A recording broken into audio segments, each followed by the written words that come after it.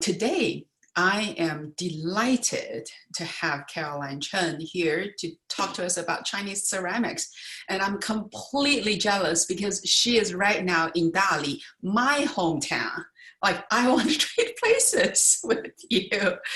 But for some of you who may not know Caroline, she is the Madame of Jingdezhen. I can attest to that because when I travel there, everyone would say, oh, you need to meet Caroline. So I actually asked my guide to knock on the door, and that's literally how we met. But beyond Jingdezhen, the China capital of China, literally, Caroline is very well known and very well respected in the ceramic world. Here I have on the resume, she is an award-winning artist and curator, and her work has been collected by the British Museum, Fitzwilliam Museum in Cambridge, San Francisco Museum, no, Asian Art Museum right across the bay from me, and the Boston Museum of Fine Art. She has also held solo exhibitions in Sotheby's Hong Kong and New York. Caroline obviously has received many, many awards for her work. In particular, I want to mention the Outstanding Achievement Award from the American National Council on Education for the Ceramic Arts in 2014. Now, this education that we're referring to is what Caroline's pottery workshops are, right? And these workshops are both literal sort of, workshops for teaching, but they're actually physical workshops around China. I think in Jingdezhen, where we met, also Hong Kong, Shanghai, and Dali, where you are, right? Yeah. So I can't wait to hear more from Caroline. Thank you for taking the time, Caroline. Thank you. Welcome. Thank you. So yeah, so should I start my PPT or should I say something about something? As you like. I would just say, like, process-wise, Caroline will show us a PPT for about 20 minutes. Then we'll have a chat, and then anyone with questions, please feel free to put in the chat box, and we'll come to you as we go in the last minutes. So it's all yours, okay. Caroline. All right, thank you. Thanks. So originally, I really didn't want to be an artist. I wanted to be a veterinary surgeon. So I started like working with a veterinary surgeon since I was 12. And I went to Michigan State University to take pre-veterinary medicine, and then I started taking art. And because my grandparents were literatis in China. My grandfather was the Chinese archaeology professor at Cambridge University. Oh my gosh. So I was born in Cambridge. So yeah, I worked in like the sciences for a long time, but I love art. And so I had an undergrad in fine arts, painting, as well as zoology. And then I went to do my master's in San Francisco. And when I was doing my master's in San Francisco, one of my contemporary art professor, Carl Loeffler, said, art is not painting, sculpture, or photography anymore. Art is on the internet. And that was in 1986. And so in 86, I was like, what's internet? My computer is like 32K. So he goes, come on over and look at my studio. So I went, and his IBM state-of-the-art computer was 128K. And he was doing art on the internet with C-DOS, with no HTML. And I said, okay, I gotta work for you. And then, so I worked for him. And then I heard Jeff Koons, the artist, say, art should be borderline craft, which actually last 2 years ago in Art Basel, he denied he said that. Anyway, so I said, oh, wow, craft, I wonder what that is. And my grandma made pottery. So I was like, okay, let me take ceramic classes. And I was already like done with my master's when I started ceramics again.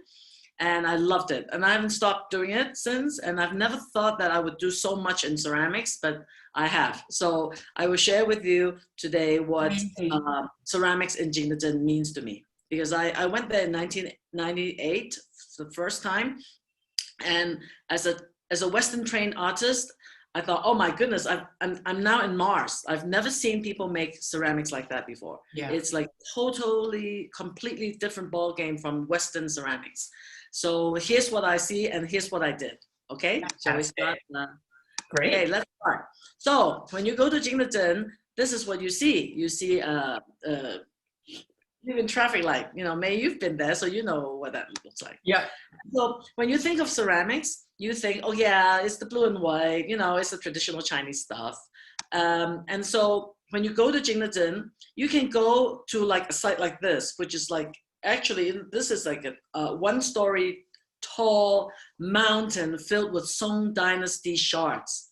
And so we were like, wow, you know, we're stepping on them and crushing the poor Song Dynasty like pots and stuff. So we started collecting some of them and looking at them. And there's a Monday morning market. You can go and collect like shards like this also, and you can say, hey, what's this? You know, and play with them. And Jingdezhen is like a really interesting place because you can see like old streets. This is a Yaoli, and it used to be like a Ming Dynasty production ceramics production area. And you can go wander around. And so here, can you see my pointer? Yes. Can you see?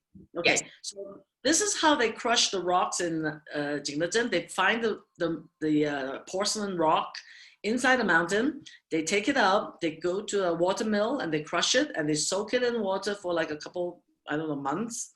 And then they take it out, dry it, and make it into these patents, they call it. I don't know what that dunzi, I think maybe in Chinese. Dunzi is that. Anyway, so they sell them as either porcelain or glaze. So here's some traditional way of making it, and you can see it in the museum. This guy is still doing demos out there. He's probably 80 by now. And that's how traditionally, I don't know, Mei, have you been to the museum? No, I did not go to this museum, but I saw these stacks drying. Amazing. Yeah. So in Jingdezhen, they call it the 72道工序, which means the 72 ways of making one pot. So it's the man who goes up to the mountain to collect the clay, and then the person who brings it down, and then probably the ladies who give them lunch, and then go to the boat, and the boat guy takes it to town to like get processed. So one pot is made by 72 craftsmen. The person who throws is not the person who trims or the painter or the person who takes the artwork around to the glaze master. So 72 craftsmen make one pot. So you can see like these in the slides, all these people are in Jingdezhen. They're wrapping, they're slip casting, they're like trimming, and they make one pot. And it's so interesting to see that if you ask the glaze guy, so how do you make this? And he's like, I have no idea how to make it. I'm only the guy who glazes it. Or like the firing guy, why is this glaze bubbling? He goes, I don't know. I'm only the guy who fires. I don't know anything about glazing. So in Jingdezhen, you also see a lot of like rejects all over. This used to be Tao Xichuan. You go just walk down there and there's like millions of these things all over. And of course, there's the brush maker. I mean, these are incredible craftspersons there, but they seem to be making all these like traditional things, and then they cannot snap out of it. Like, you know, they just keep making these traditional pots. Anyway, so these are the large pot makers. This is like the what do you call that? The yin pi guy. Yeah. The mold maker. And the mold presser, actually. And these are some of the things that you can find there. The Happy Buddha. And then these are the overglaze. Like after you fire, she paints them, the overglazes.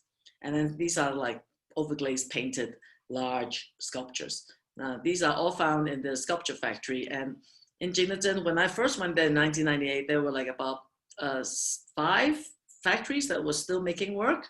But today, the government has like sort of torn them all down and like sort of made them into malls. But the sculpture factory where we are now in still standing, and this is the things that you see there. And of course, this is invented like not so long ago. Like 3 people throw a gigantic pot. I don't know, Mei, have you seen these? No, I have not. Oh my God. Well, you have not. So yeah, come, be a tourist. We'll take you. Again, I would love that. The person who's painting the large pot, that's what they do. They throw in sections in the morning, and then they put it together in the afternoon, and then they sort of like trim the pot, and so it becomes a large pot. These guys are like the big bowl makers, I think. And you can see them after they throw the pot, they dry it, and then they trim the inside, they trim the outside, and then they carve. So this is sort of like a small pot, like it's only like, I don't know, 3 meters tall, 4 meters tall. And then that's the carver. Mm-hmm. So you find all these craftsmen, you walk down the alleyway, you can see people like that. This guy made this pot for his mother's like 80th birthday or something like that. And then you have the tabletop, the ceramic tabletop. You can see them like sometimes like baking in the sun in the morning. So afternoon they trim it. And then this one, this pot is like 5 meters tall. 5 meters is like 15 feet. And so that's Kenzo. He came and visited me. And I talked about that. Yeah. Anyway, so you see the tile makers. The tile makers, they make tiles by hand. They don't have any machine. So these are like all like rolled out by men. And then put into kilns. And you can see this one is almost as tall as this that room. So that might be like maybe 2 meters is like what? 1 meter is 6 feet. No, this is this is more than that. This is probably like 9 feet. 9 feet, yeah. So large tiles like that. So my friends would come and they would like use the craftsmen to make the tiles, and they would paint and do like contemporary stuff on top of it. And I kind of like that idea. Yeah. And so here's like the lady making these intricate fans with like beautiful flowers and, animals like bugs on it. And then this is like the thin pot maker, like eggshell thin, like pots. And you can see here, originally it's thrown that thick, but then they trim it that thin and become eggshell, which is really hard. I mean, if one miss and you like break the pot. Go through it. Yeah, and then of course you have the kiln master. They file your stuff for you. You can just say, hey, wait a minute, I need to put a little thing in there, and then you can go and he'll say, okay, put it over here, and then he'll just like stick it in the kiln and fire it for you. So it's really easy. Every day somebody's firing the kiln. You don't have to wait for your own kiln to fill up. Maybe it'll take a whole month or 2 weeks. You can just go every day and say, okay, I want to do this. Like stick it in there and fire it off. Yeah. So the Pottery Workshop is we have the Pottery Workshop that started in 1980 by Mackie Fun, in 85. And so this year is like the 35th year. So in 1990, I went and said, can I work for you? So in 91, I started working for her. And in 95, 96, I took over the Pottery Workshop. And she left, she went back to England. So I did not. Yeah, this is the person who started the Pottery Workshop in Hong Kong. What's her name? Mackie Fun. Anyway, so she wanted to start a Pottery Workshop like studio in Hong Kong because nobody was really having a nice studio. But she studied in England and Farnham. And then she came back to Hong Kong and she started a studio, and she said, okay, our mission is to educate, sell our work, and also to promote the art of handmade pottery. I'm like, yay, okay. So in 1991, I worked for her. And so when I took over, I added one more thing to our mission, and that was charity, because we mostly do charity more than anything else.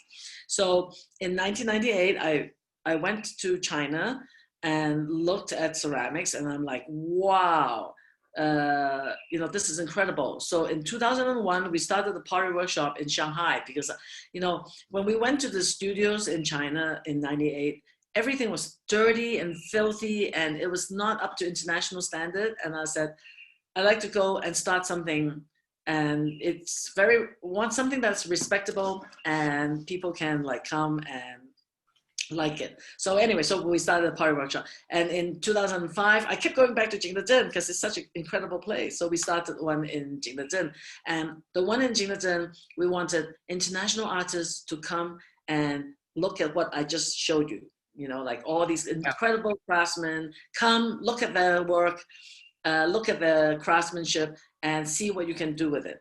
So the first thing we did was to start the international residency program. And so all these artists would come every year. You know, this year has been horrible. Nobody can come, but it's okay. Next year or next year after, they will come back. So this is the studio that they work in. They can come for like weeks and weeks and weeks. And that's Mats. Mats is like Leksand in Sweden. And his school comes every year in March for like a month. And then we offer them like a place to stay and a place to eat because like, you know, like Jingdezhen food is super greasy and sometimes not so clean. So we have our own food and we offer them. And so they come and we offer them. In 2005, when I first started, I invited Takeshi Yasuda to come and become the director of the Pottery Workshop. And he said, there's 3 things you need to do so that they will come. One is like internet, wireless internet all over so that they can go online. And number 2 is a clean bathroom. And number 3 is a good cup of coffee. So we did that and they all come, you know, like Mei, I'm sure you had the coffee in our coffee shop and yeah, it's all, I did all that. Anyway, so we also have the education center where people from locally and domestically in China can come and learn from us. Now, because the factories and all these craftsmen are like slowly dying or quickly dying actually in Jingdezhen, we've decided to go in the direction where we will teach you how to do everything. You can be the 72 craftsmen in one, and you can come and learn it at our education center, and you can go back to wherever you are in the middle of nowhere in China and continue ceramics without feeling that you need to have a craftsman to help you with your own work. So actually our education center has been like booming, like people from Xinjiang or like Northeast, Southwest, they're coming to take classes from us and going back to where they live and continue their work in ceramics. So this is the education center. We also have like international artists who come and work with us and and schools. So West Virginia University comes every year, and of course this year, forget it. Yeah. And there are like universities from around the country, their students would come and do like a residency with us as well. And then, so when we started in 2005, we offered a Friday evening lecture free for anyone in town who would love to come and see see the international artists, and the international artists would say, okay, this is my work, and introduce their work to like the local people and have like this exchange. So even taxi drivers come. I mean, I took a taxi one time and he goes, aren't you the owner of the Pottery Workshop? And I'm like, yeah. And he's like, oh, I come to your Friday night lectures. I'm like, why? Nice. Just I want to learn something about ceramics and it's free. And I'm like, oh, okay. Wow, that's great. Yeah. So next, we also have a gallery called Mufei, because my grandfather's collection and his library in Cambridge was called Mufei. So I said, okay, well, I'm going to use my grandfather's name for his collection to start a gallery. So we have Mufei in Jingdezhen, and we always host interesting exhibitions. We host the young people, then their work, or like international artists. And this is just one of these openings. This is actually the Year of the Pig opening, and so all these people made pigs for the exhibition. Anyway, so this is the shop. The shop is now more than this. It's really full of things. And we also sell our own work. And of course, this is the coffee shop. Now, if you notice the bottom part where this tile is made with recycled clay. Many people would just throw the clay away. I'm like, don't throw your clay away. Give it to us. We will recycle and we will make tiles for commercial use. So we try and become more sustainable, because you see that trash, out there all the time. So we also hold classes. This is a wood fire class. And then this is most people know us because of the creative market. In 2008, June 7th, we started a market because young people say, we learn ceramics, there's a university locally, but we always have to graduate, leave, and do something else because there's no platform for us. We have no opportunity to sell or do anything. Yeah. So I like to sort of sell work in the Pottery Workshop. And I'm like, no, why don't you, outside the coffee shop, start a Saturday morning market? Why don't you ask a few friends to come over and then we can have a small market outside? And they're like, okay. So June 7th, 2008, we started the market. 17 people came and they sold 1,000 RMB, which is about 120 bucks. And they were really, really happy. And I said, you can continue for 8 weeks without stopping, please. Don't just do it for a week or two and then give up. So the second week, 25 people came and they sold 30 kwai, which is like $5. And they were like, and I'm like, no, continue, 8 weeks. So by the end of 8 weeks, more people know about them. There were quite a few people there. And so they were like, okay, we can continue every Saturday morning, 9 to 12. I'm like, okay. But 2 years later, there were 350 people fighting for spots outside our coffee shop, our cafe, like fighting over, like really people getting hurt, going to hospital for wanting to get a good spot. Or people would come on Friday evening, like midnight, and sleep on the floor so that they can get a good spot on Saturday. And the work was getting like sort of like, oh, this person is making good work to sell and he's making money, so let's all copy their work. So finally, after 2 years, I'm like, okay, that's enough. I will curate a Saturday morning market. So now every Saturday morning, every month, I would curate and pick 80 to 120 artists to come in and have be participants in this market. So we also now standardize it. Before they would just like put a piece of cloth on the floor. We now give them 2 tables and a tent. And we also do like host events, like a competition on like functional wear or like how to put food on your plate so that people can get it and buy your work. And so they have to come up with food and their work. And then of course I would invite like designers like Alan Chan to come and talk about like what is design, how do you make your work better. And during the time that people put work on the market, they would meet each other and then they would get married. So like we would host a wedding, and that's me in the middle here. I'm the I'm the person who married them. That's so funny. Yeah, and then every October there would be the big ceramic fair hosted by the government, and we would host a smaller fair, like a 5-day event in our place. And we would have this rock concert called 摇滚音乐节. 摇滚 is rock and roll, but the 摇 in this case, we changed it into the kiln. So it's 摇 as in the kiln. So we've done it for 7 years. This year, of course, canceled, but we will continue. And all these like sort of famous rock stars would come because I know them. And from Dali, I would just say, hey, come on over to Jingdezhen. And they would say, oh, okay. And they all come and play music in a very successful event. Crammed with crazy people. And so these are the work that came out of the market. Wow. These are some of the work in the education center on the side, we have about 4 or 5 studios that we rent to like exceptionally talented young artists. And this is one of them, Ran Xiangfei, and he's one of the more renowned young designers, ceramic designers now in China. And these are some of the work that came out of the market. Very nice, delicate. Actually, Gu Yue is really, really good. I love his work. And his work is no longer like that now, but his painting has like really, after so many years, improved. And then this is Bian Xiaodong. These are all like, and some of them actually, like this person has now moved to Hangzhou. They are more established, they leave and they become, and Xianggu is now in Suzhou and Taizi. So these are some of the work of, actually not so recent. These are some of the non-recent work that started. But still, like every month when you go there, you can find surprises. Anyway, so these are some of the work that comes out of the creative market. Wonderful, wonderful.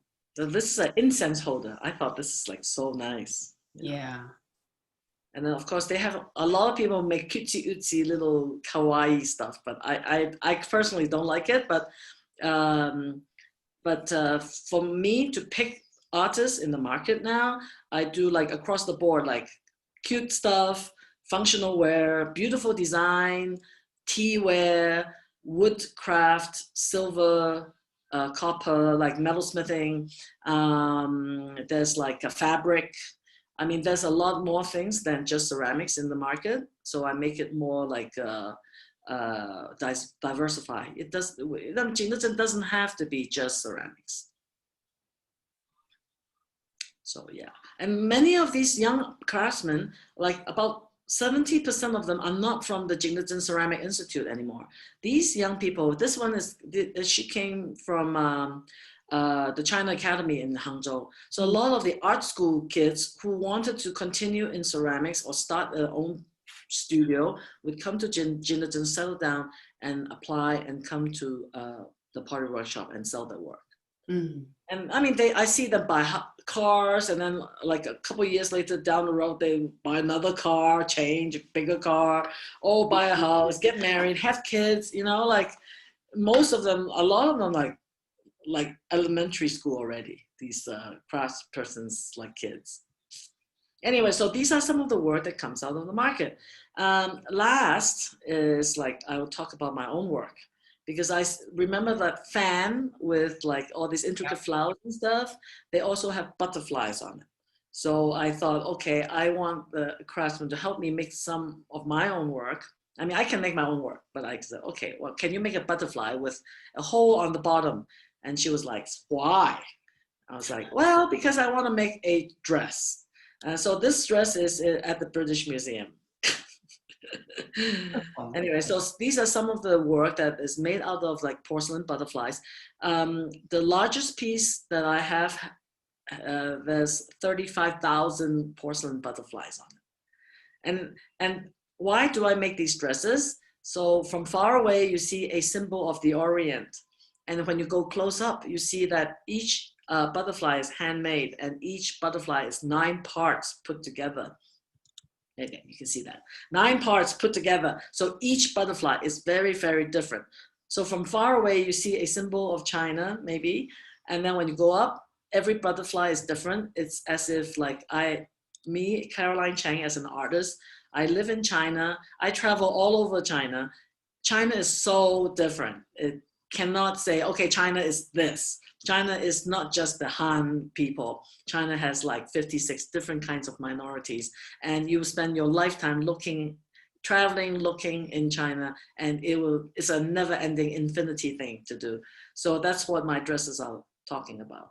Anyway, so and then I collaborate with like Helen Lee in Shanghai, a fashion designer. We made like a whole series of like butterfly-inspired like dresses and things. And we also do like bespoke projects for different things. This is in Korea at that Grand Hyatt Hotel, the spa, the swimming pool area. We did this like ceramic flower arrangement for them. How big are the flowers like in that one? Yeah, they're like sort of like flowers. I don't know, like Mei Hua, plum blossom. Mm-hmm. Anyway, so yeah. And so we thought that, okay, we must recycle ceramics. There's like 70 million tons of ceramic rejects every year produced in China. So we thought, okay, we must recycle. So now this is Dali Pottery Workshop. So we do like a lot of heritage work. Anyway, so in this studio, on the floor, if you look carefully here, it's made out of recycled porcelain. It's a terrazzo floor, but we use like, instead of using like rocks that we smash, we destroy the mountain by taking rocks from the mountain, making them into little pebbles. For terrazzo, we use like recycled porcelain. So this flooring is all like, you can see parts like here's my little cup. And then these are all bits and pieces from like porcelain that nobody wants. So, you know, in Jingdezhen, you can see a lot of these like trash piles with like pots there and ceramics. So even rammed earth project, I've been like trying to like work with ceramics as the aggregate for rammed earth buildings. So this is one of the design we want to do for the Erhai around the lake, but it never happened. But we gave this to the government. Anyway, so we also do a lot of like products with the recycled ceramics that we find. And so we have some of these as products at the coffee shop in Jingdezhen. This is a stool, this is a table, and it's all made out of recycled porcelain. But I've sent one of my staff to England, to Central St. Martin's, and he continued the research. And this one, he actually used recycled glazes as well. So instead of using like cement as the terrazzo binding material, we've used like glazes. So this is like a bench that he made for her graduation. And this is like a prototype. So it's really beautiful. It's like that black sesame seed candy that we find, the黑芝麻饼, you know, like that candy. But it's actually made out of black glaze and white porcelain. Anyway, we also do 3D design, production of work, because like that is like the 73rd, you know, 道工序, you know, the 73rd method of making ceramics, because 3D printing and like modern technology is very much part of like, you know. Anyways, these are the people that we worked with in the past. And I also am a curator. So I've curated this exhibition last year in Macau. And these are some of the work that was part of the show. It's an international exhibition. Lubrica is from, where is she from? Serbia. She's a Serbian artist. This is Michael Flynn from England. And then we also take all these market people. They should not stay in Jingdezhen and never go out. So we take them all over the world. We've taken them to England, Japan, and I'm also like Dr. Clay. So like if you have any problems in clay making, you can call me. And sometimes I have clinics that you can come to and ask me questions. And in fact, I kind of am a rider. So you see me riding all the time. And so, yeah, that's my talk. Caroline, so thank you. Thank you. Fascinating. Yeah. Fascinating. You know what I want to be? I want to be someone inside your head. First, I want to see how your brain fires to have all these creative ideas going off at different times. But more intriguing to me as an entrepreneur seeing this is like, how do you keep track of all these projects? How do you make sure they all come to fruition? You have a team of people. That's what. So how many people work for you? I've got about 40 people working for me in Jingdezhen to run the Pottery Workshop. Yeah. I have a really good sidekick, Liu Dingjia. She is my best ever, you know, like assistant in Shanghai. And the Shanghai team, Neri, and the Shanghai team, I don't have to worry about them. They just run their own. They run. I mean, I have a mission. Every year I give them sort of like this year what we have to do, and okay, go do it. I don't have to do it myself. I only do my own artwork and I ride my horses.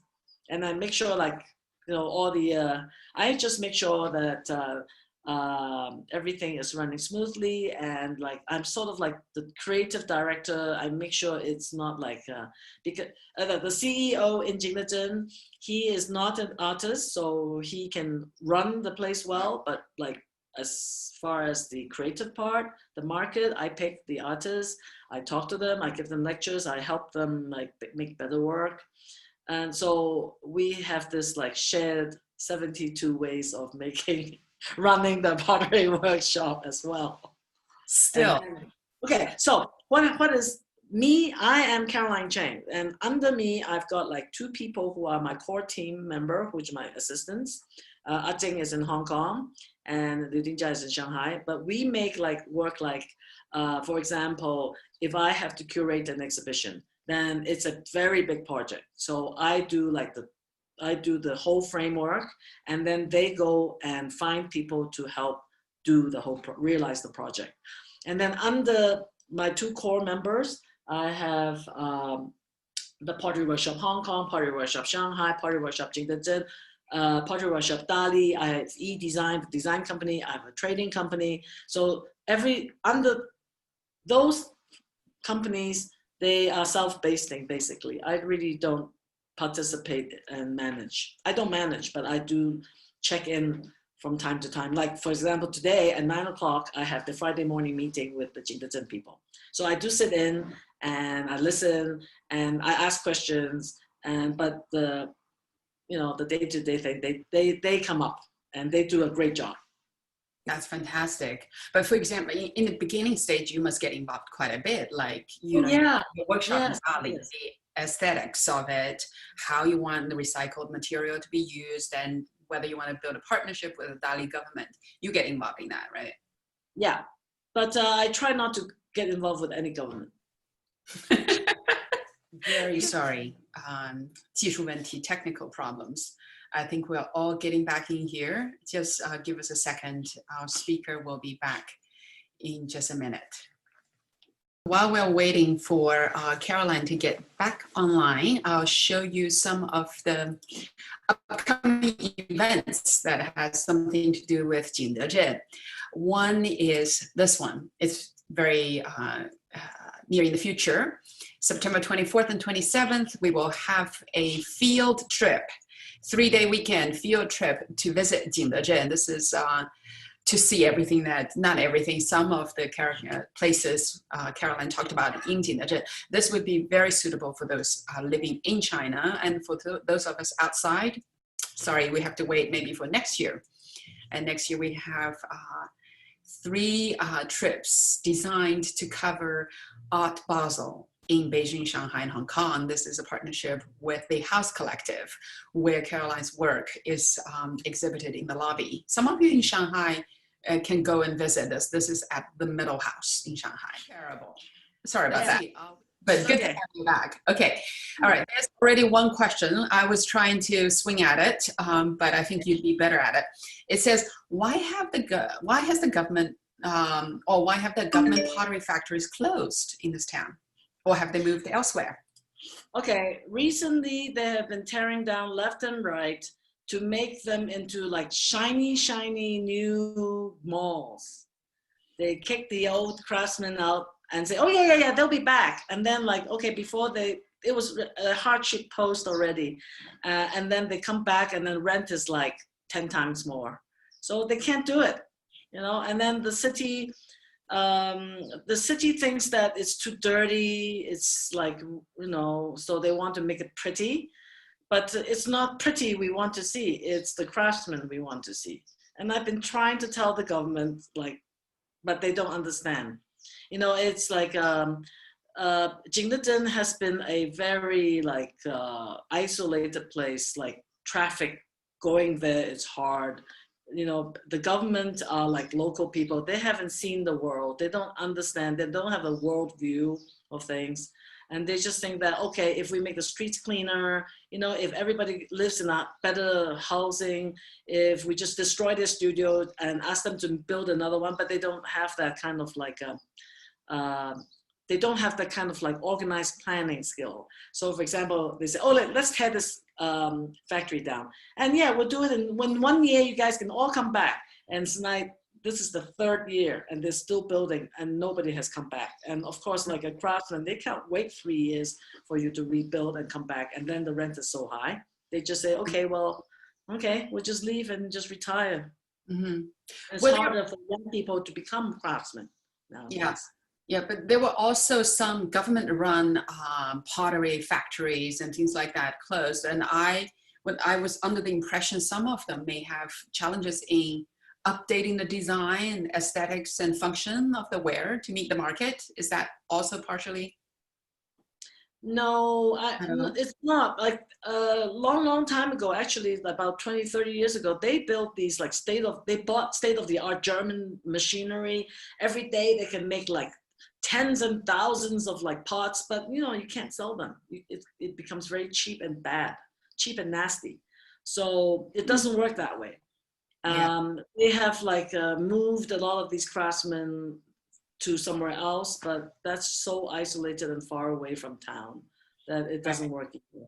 So I mean, the whole general planning of Jingdezhen, like the Taoxichuan area surrounding it, there's so many slip casters. The slip casters that you see just now, they were all destroyed. Like about 2,000 studios was destroyed like a couple of years ago. And I kicked up a big fuss because they were like, oh, you know, it's so, you know, dirty and unhealthy. And I'm like, well, you could clean up, but you cannot ask them to leave. And if you did ask them to leave, you should have planned a place already for them to go to so that they can continue the work immediately. But no, their planning is, and then so why? After all this like destroying, what are they building? They are building an international artist studio and like residency. It's like, okay, Caroline Cheng is doing international artist and residency. With you. And I charge people to come and the government says, okay, we'll do it for free. You can come, we'll fly you in for free and you can work here for free. You know, it's like, okay, you're destroying local businesses. You're like competing with like people who are actually trying to make a buck out of this. You know, hello, what is wrong with you? Anyway, so, and also, so we do the market, they do a market. You know, they instead of saying Saturday morning, they say, okay, Friday evening, Saturday evening. And I'm like, go ahead, do it. I curate the show. I am not a local person. I actually have sort of like an international vision. So the artists who come to this, our market, the standard of their work is very high. Like the people who get rejected go to the other markets. Okay, yeah. Anyway, so that, you know, so that's what's happening in Jingdezhen. So this year is like completely destroying them. Everything that they're doing for the foreigners are not going to happen. But like for us, we are not, our market is happening, it's like booming, like, you know, like crazy. And our classes are all filled right now. During COVID, we thought, okay, we will probably go belly up in August. And it hasn't happened. Like back in March, I told my staff in Jingdezhen, maybe we won't be able to make it this year because of COVID. And they said, okay, most of my sort of top management staff said, we don't want our salaries. And I'm like, you can't just work for me for free. And they're like, well, we'll survive. And I said, okay, why don't we do this? 70% of salary for everybody. And when I make it back, I'll give you back the money. And they're like, okay. And like a couple months ago, I already gave back everybody's money. We're fine. When did it come back? When did all the business come back? The business came back when the market came back in May and classes started in May again. And then we sort of like also changed the way of like working. And it's not me, it's my staff. They were like, let's start selling online. Let's have this like weekly online show, Taobao, 直播, like the live. And we'll just try and sell the creative market work through that. And we made so much money. I was like, okay, you know, continue. We have the market now, but we still do online show every week. Amazing. It's amazing. And we have 0 international residency. Usually that is what keeps us going. And now this year we're like, okay, we don't even need it. We can totally cancel the program. Yeah. Let the government do it for free, but we are fine. It's incredible. It's I'm so appreciative of my staff. It's them. It's not me. I mean, I'm just going, wow, you know, like I'm just an artist, really. Yeah.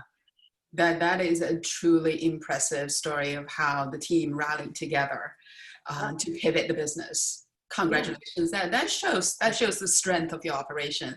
That's really wonderful. Yeah. Now I'm going to switch to a very, very basic question.